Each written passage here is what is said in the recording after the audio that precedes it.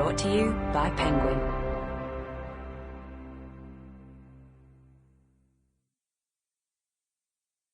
If Morning Ever Comes, by Anne Tyler, read by Debora Weston. 1.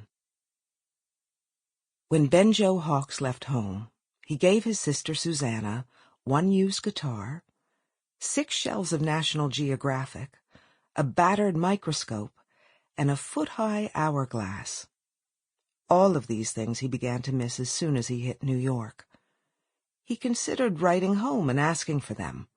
Susanna probably hadn't even listened when he gave them to her, but he figured she might laugh at him. His family was the kind that thought only children during their first summer at scout camp should miss anything. So he kept quiet about what he missed and just dropped Susanna a postcard with a picture on it of the UN building by night, asking if she had learned to play the guitar yet. And 6 weeks later he got a card back, but not the picture kind, postmarked Sand Hill, North Carolina, and badly rained on. He turned the card over and learned, from Susanna's jet-black jerky script, that she had just changed to a job with the Sand Hill School Library and was getting rich and could have her hair done every week now. She signed it, "So long, S." And then there was a P.S. saying that she was going to start learning to play the guitar tomorrow. Benjo read this over 2 or 3 times, although what she said was perfectly clear. She had only just now remembered that the guitar existed. Probably she had got up in the midst of doing something else to drag it from his closet and twang the slack strings. But, having discovered that she wasn't born knowing how to play and might have to work at it a while, she had dropped it again and drifted on to something else that came to mind. Benjo thought about starting up a whole string of cards, asking on the next one, for instance, whether that hourglass was still keeping time okay, until she got snappy with him and packed everything up and sent it to New York. But Susanna was flighty, like almost all his sisters, and rarely finished anything she started reading, even if it was as short as a postcard. He didn't think she would notice that he might be missing something. So he stopped the postcards and just wrote his regular letters after that, addressed to the family as a whole, asking about the health of his mother and all of his sisters, and saying he thought of them often. By then it was November.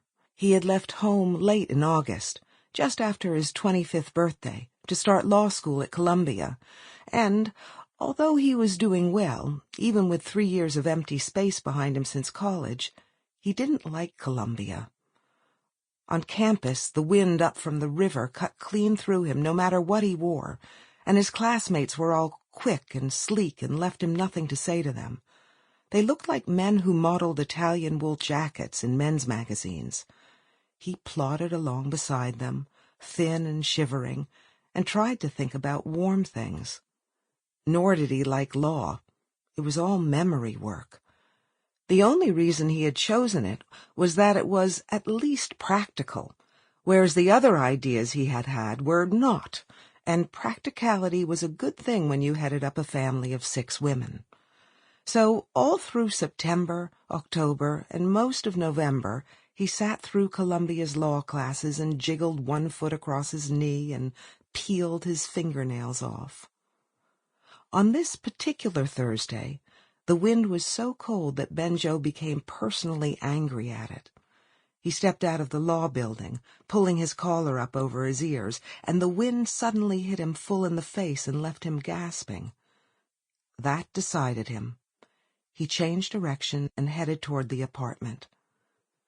Lately he had taken to spending the really cold days in bed with a murder mystery, and he was beginning to think he should have done that this morning. On Broadway he stayed close to the buildings, hoping that there would be less wind there. He passed the brass nameplate on one of the concrete walls and, for an instant, saw his face reflected there, made yellow by the brass, with his mouth open and his jaw clenched and his teeth gnashed against the cold.